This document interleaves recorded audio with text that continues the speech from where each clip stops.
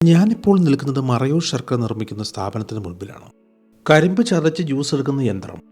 ഇവിടുത്തെ കാര്യങ്ങൾ എനിക്ക് വിശദീകരിച്ചു തരുന്ന ജീവനക്കാരി.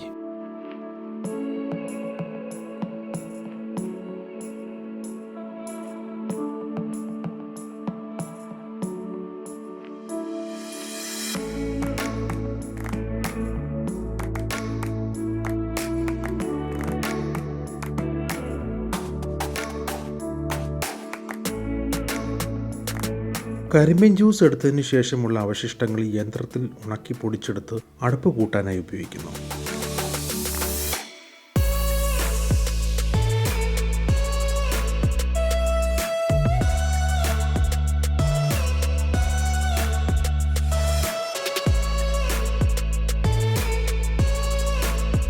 കരിമ്പിൻ ജ്യൂസ് തിളച്ച് വരുമ്പോൾ ആദ്യം വരുന്ന പാടകൾ ജീവനക്കാർ കോരിക്കളയും. പിന്നീടാണ് കരിമ്പിൻ ജ്യൂസ് തിളച്ച് പൂർണ്ണമായും ശർക്കരയായി മാറുന്നത്. തിളച്ച് ശർക്കരയായി മാറുമ്പോൾ പാത്രത്തിൻ്റെ മൂട്ടിൽ പിടിക്കാതിരിക്കാൻ ജീവനക്കാർ കരിമ്പിൻ ജ്യൂസ് തവി ഉപയോഗിച്ച് ഇളക്കിക്കൊണ്ടിരിക്കും.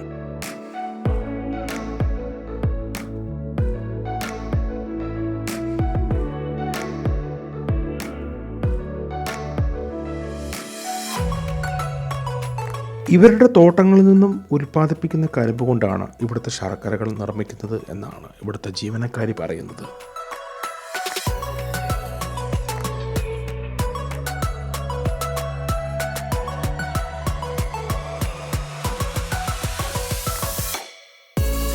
മറ്റൊരു സൈഡിലായി കരിമ്പ് ജ്യൂസ് പറ്റിച്ചെടുത്ത ശർക്കര പൂർണ്ണമായും ചൂട് മാറുന്നതിന് മുമ്പേ കൈകൊണ്ട് ചെറിയ ഉരുളകളാക്കി മാറ്റുകയാണ് ഇവിടുത്തെ ജീവനക്കാർ.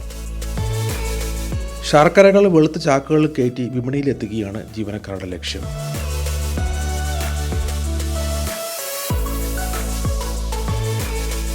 അടുപ്പിൽ നിന്നും ശർക്കരകൾ നീക്കം ചെയ്യുന്ന രീതി.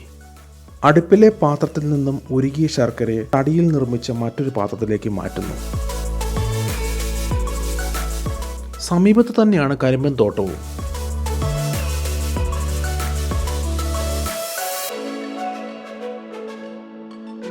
മറയൂർ ശർക്കരയ്ക്ക് മറ്റ് ശർക്കരയെക്കാളും മധുരം കൂടുതലാണ്.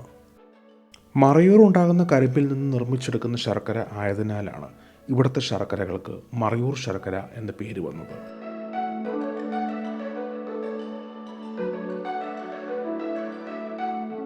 മറയൂർ ശർക്കര ഫാക്ടറിയുടെ യാത്ര പറഞ്ഞുകൊണ്ട് ഞാൻ എൻ്റെ യാത്ര തുടരുന്നു.